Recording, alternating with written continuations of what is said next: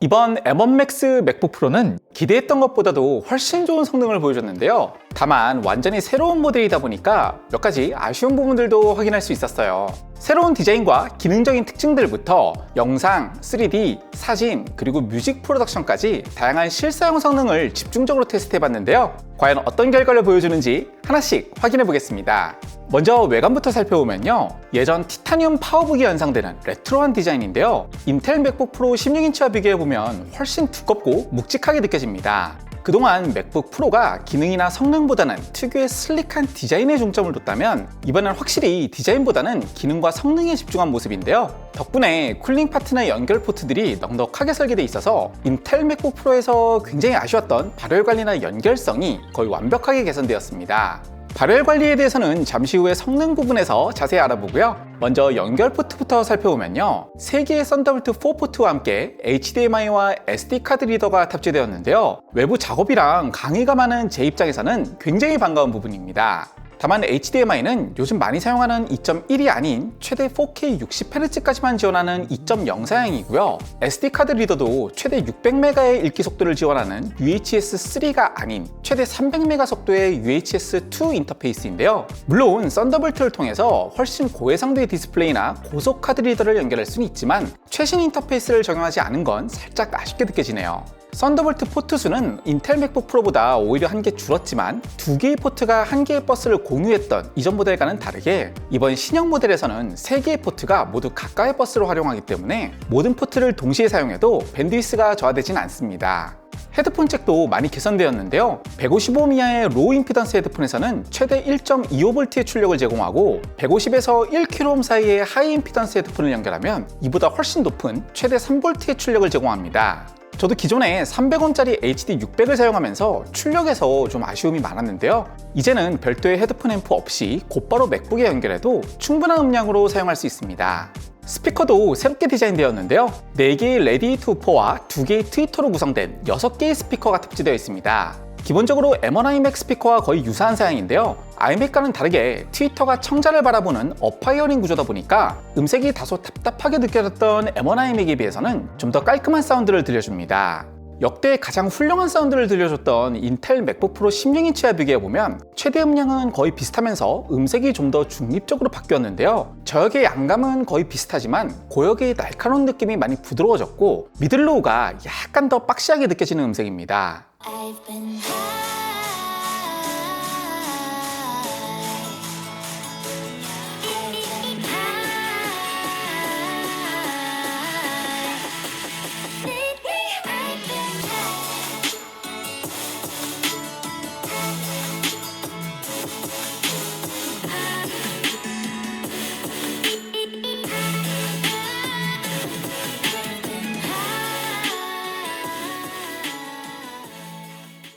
워낙 훌륭했던 터치패드는 거의 변화가 없고요, 키보드는 터치바가 사라지고 그 자리에 풀사이즈 펑션키가 배치되면서 합판 색상이 블랙으로 변경되었는데요, 전체적으로 새로운 레트로한 디자인에 상당히 잘 어울리는 것 같아요. 그리고 이번 맥북 프로에서 가장 큰 변화 포인트 중 하나인 디스플레이를 살펴보면요, 최대 밝기 1000니트의 HDR을 지원하는 새로운 미니 LED 디스플레이가 탑재되었는데요, 거의 4K에 준하는 해상도와 함께 최대 120Hz의 가변 주사율을 지원합니다.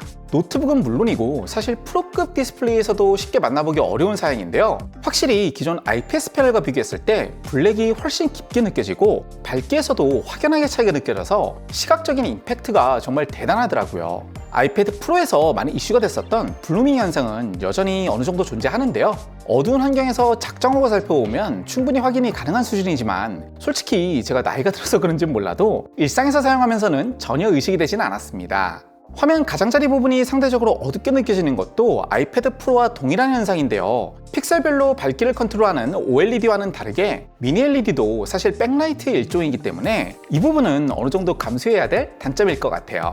120Hz 가변 주사율은 맥OS에서 폴더나 창을 컨트롤하거나 영상 편집에서 타임라인을 컨트롤할 때는 정말 스무스하게 느껴졌는데요, 좀 아이러니하게도 막상 가장 많은 움직임이 필요한 웹브라우징에서는 아직 제대로 작동하지 않는 모습이었습니다. 사파리와 크롬 모두 사실상 60Hz로 작동하면서 특히 스크롤링이 거의 멈춰질 무렵에서는 상당히 버벅거리는 모습을 보여줬는데요, 블루밍보다 오히려 전 이게 좀 더 신경이 쓰이더라고요. 여러모로 아직은 프로모션 기술이 최적화되지 못한 것으로 보이는데요. 다음 OS 업데이트에서 해결될 수 있기를 기대해봐야 될 것 같습니다. 그리고 문제의 노치 부분을 살펴보면요, 1080p 웹캠과 함께 주변광 센서가 탑재되어 있는데요. 과연 이 정도 모듈 탑재 때문에 굳이 노치를 만들어야 했는지는 좀 의문이네요. 확실히 없는 것보단 있는 것 자체가 눈에 거슬리는 건 어쩔 수 없지만 막상 또 실사용에서 크게 의식이 되지는 않았는데요. 다빈치 리졸브에서 풀스크린 재생을 하면 노치 부분에 백그라운드가 표시되는 것 같은 좀 몇 가지 자잘한 버그들이 있었습니다. 이런 부분은 조만간 업데이트를 통해 해결은 되겠지만, 아니 이왕 이렇게 노치를 만들었으면 페이스 아이디라도 달아줬으면 좋았을 텐데 좀 아쉽게 느껴지네요. 자, 이제 본격적으로 성능에 대해 알아보겠습니다. 먼저 긱벤치 테스트에서는 상당히 인상적인 결과를 보여줬는데요. 최신 명령어 셋과 고속 메모리가 탑재된 만큼 멀티코어 점수에서 인텔 11세대 데스크탑 i7보다 더 뛰어난 성능을 보여줬고, 기본적인 프로그램 구동에서 중요하게 작용하는 싱글코어 성능 역시 현존하는 모바일 CPU 중에서 거의 가장 빠른 속도를 보여줬습니다. 가장 궁금했던 GPU 성능은 기존 M1이나 인텔 맥북 프로에 탑재된 5500M보다는 훨씬 높지만 레이저 블레이드 14에 탑재된 엔비디아 3070 100W 버전에 비해서는 많이 떨어지는 모습인데요. 사실 최근 많은 그래픽 작업이 순수한 GPU 연산 능력보다는 미디어 엔진이나 램 같은 주변 부품에 많이 의존하는 만큼 과연 실사용에서는 어떤 성능을 보여주는지 자세하게 확인해 보겠습니다. 먼저 라이트룸을 이용해서 2000만화소 로우 이미지 100장을 JPG로 변환하는 속도를 측정했을 때 거의 믿기지 않을 정도로 빠른 속도를 보여줬고, 어도비 포토샵에서 같은 로우 이미지 100장을 불러오는 속도에서도 압도적인 성능을 보여줬는데요. 이건 CPU도 CPU지만 SoC 안에 통합형으로 탑재되어 있는 LPDDR5 고속 메모리와 엄청난 메모리 밴드위스가 결정적인 역할을 한 것으로 보입니다. 다만 같은 로우 이미지 100장을 슈퍼 레졸루션을 활용해서 해상도를 증가시키는 작업에서는 기존 M1이나 인텔 맥북 프로보다는 빠르지만 엔비디아 GPU를 장착한 다른 모델들에 비해서는 많이 떨어지는 모습이었는데요. 아직 애플 실리콘의 GPU가 슈퍼 레졸루션에는 최적화되지 않은 것으로 보입니다. 그리고 2000만화소 이미지에 광원 효과와 필터, 노이즈 리덕션 같은 다양한 프로세싱을 적용시키는 액션 스크립트 실행 속도에서도 기대만큼 빠른 속도를 보여주진 못했는데요. 잠시 후에 영상 성능에서 언급드릴 프리미어 프로도 그렇고 아직 어도비 제품들은 좀 더 최적화가 필요한 것으로 보입니다. 이번 M1 맥스를 벤치마크하면서 가장 놀라웠던 부분은 바로 영상 편집 성능이었는데요. 32코어 GPU와 함께 새로운 미디어 엔진을 바탕으로 다빈치 리졸브와 파이널컷 프로에서 굉장히 뛰어난 성능을 보여줬습니다. 먼저 블랙매직 로우와 프로레스 포트2 그리고 10비트 포트2 롱GOP H64까지 다양한 코덱과 함께 헤비한 이펙팅이 사용된 4K 프로젝트를 다빈치 리졸브에서 렌더링했을 때 3070 GPU를 사용하는 레이저 블레이드 14보다 거의 2배, 심지어 11700K에 3060 Ti를 사용하는 데스크탑 PC보다도 더 빠른 속도를 보여줬는데요. 렌더링뿐만이 아니라 타임라인 퍼포먼스에서도 깜짝 놀랄 만큼 뛰어난 성능을 보여줬습니다. 특히 타임라인에서 줌 인아웃을 할 때 썸네일이 생성되는 속도가 굉장히 빠르고 디코딩이 꽤 어려운 4K 10비트 포트2 LGOP 클립에 다양한 럿과 퓨전 타이틀을 더하고도 프록시나 캐시 없이도 완벽하게 플레이백이 가능했는데요. 정말 이전에 한 번도 경험해보지 못했던 엄청난 퍼포먼스를 보여줬습니다. AK 레드 로우 클립도 아주 완벽하진 않지만 다양한 럿을 입히고도 충분히 편집이 가능할 정도로 무난한 플레이백을 보여줬는데요. 이 정도면 게이밍 노트북은 물론이고 어지간한 데스크탑 셋업을 충분히 대체할 수 있는 수준이라고 생각됩니다. 파이널컷 프로에서의 성능도 확인해보면요. 먼저 4K 10비트 포트2 LGOP H64 클립들의 다양한 이펙팅과 모션 타이틀을 더하고 렌더링하는 속도를 측정했을 때 8GB VRAM에 5500M GPU를 장착한 인텔 맥북 프로 16인치보다 3배나 빠른 속도를 보여줬는데요. 가장 많은 럿과 이펙팅, 타이틀이 적용된 부분에서도 프록시나 백그라운드 렌더 없이 베터 퀄리티로도 풀 플레이백이 가능했습니다. AK 레드 로우 플레이백은 다빈치 리졸브보다도 더 훌륭했는데요. 베타 퍼포먼스에서는 완벽하게 재생이 가능하고 베타 퀄리티에서도 거의 프레임 드롭이 발생하지 않았습니다. 다만 아쉽게도 프리미어 프로에서는 좀 불안정한 성능을 보여줬는데요. 디코딩 부담이 거의 없는 8비트 4K 클립에 다양한 색 버전과 타이틀을 더한 가벼운 프로젝트 렌더링 할 때는 굉장히 빠른 속도를 보여줬지만 4K 10비트 포트2 LGOP H64 클립에 다양한 속도 변화와 이펙팅을 더한 헤비한 프로젝트를 렌더링 할 때에는 아주 뛰어난 성능을 기록하지는 않았습니다. 특히 일부 클립에서 커브 보정과 렌즈 플레어를 동시에 사용하면 화이트아웃이 돼버리는 버그가 있었고 광원 효과 렌더링에서 유난히 오랜 시간이 걸렸는데요. 특히 이펙트 프로세싱이 아직 애플 실리콘에 최적화되지 않은 것으로 보입니다.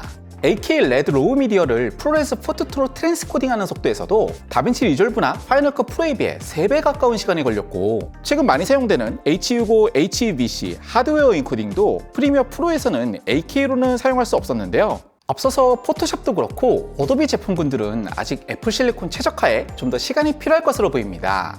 로직 프로를 활용한 뮤직 프로덕션 성능도 확인해봤는데요. 먼저 스컬프처 신디사이저에 5개의 오디오 에펙스를 더하고 동시에 재생할 수 있는 트랙 수를 측정했을 때 M1이나 인텔 맥북 프로보다 2배 가까이 뛰어난 성능을 보여줬고, 엑스퍼 세럼을 42보이스로 동시에 사용할 수 있는 트랙 수에서도 마찬가지로 거의 2배의 성능을 보여줬습니다. 돌비 애트모스로 믹싱된 140트랙짜리 릴라스 X의 몬테로 프로젝트를 서라운드로 바운스하는 시간에서도 가장 빠른 속도를 기록했는데요. 사실 이 정도면 어지간한 뮤직 프로덕션에서는 좀 오버스펙이 아닌가 싶을 정도로 굉장히 뛰어난 성능을 보여줬습니다.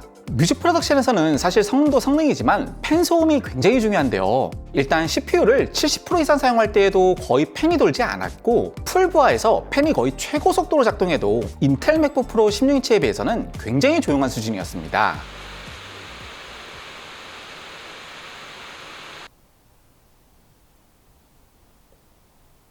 다만 뮤직 프로덕션에서 많이 사용되는 다양한 하드웨어나 서드파티 플러그인들이 아직 애플 실리콘 호환 문제가 완전히 해결되지는 않았고, 특히 이번 신형 맥북 프로는 몬트레이 OS를 사용하면서 이전 버전 OS로 롤백도 불가능하기 때문에 여러모로 좀 문제가 될 가능성이 있는데요. 몇 개월 전에 비해서는 훨씬 상황이 나아졌지만 완벽한 호환을 위해서는 좀 더 시간이 필요할 것으로 보입니다.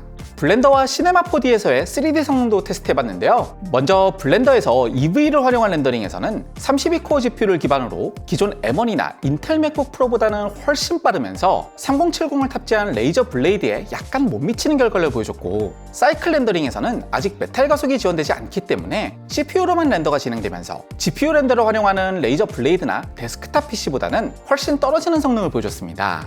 참고로 곧 출시 예정인 블렌더 3.1부터는 사이클 렌더링에서도 메탈 가속 지원이 예고되어 있는데요. 곧 메탈 기반 GPU 활용이 가능해지면 지금보다는 훨씬 빠른 속도를 보여줄 것으로 기대됩니다. 시네마 4D에서의 성능도 확인해봤는데요. 먼저 CPU를 이용한 렌더링 성능을 측정하는 시네벤치 테스트에서는 M1이나 인텔 맥북 프로보다 훨씬 뛰어난 성능을 보여줬고, 메탈 가속을 지원하는 레드 시프트를 활용한 GPU 렌더링에서는 비디오 메모리를 무려 21기가까지 할당하는 것을 확인할 수 있었는데요. 절대적인 연산 능력은 좀 부족하다 보니까 엔비디아 GPU에 비해서는 아직 많이 떨어지지만 그래도 M1이나 5500M GPU에 비해서는 굉장히 발전된 모습을 보여줬습니다.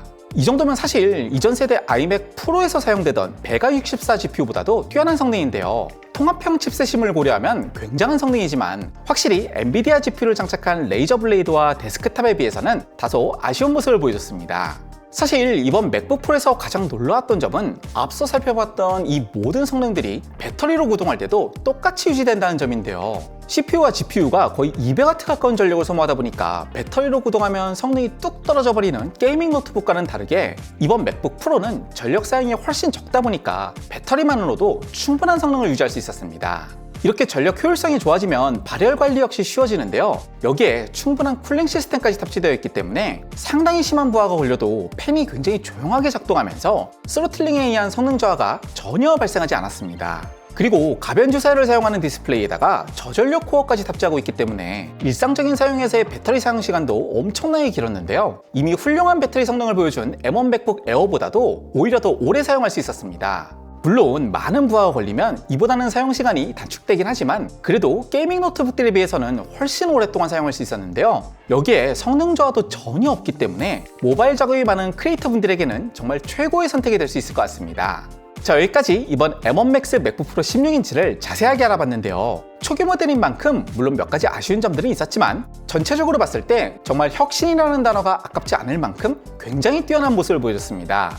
다만 이런 혁신적인 성능만큼 가격도 다른 의미로 혁신적인데요. 과연 이 정도 성능과 이 정도 가격의 맥북이 정말로 나에게 꼭 필요한지에 대해서는 꽤 많은 고민이 필요할 것 같아요.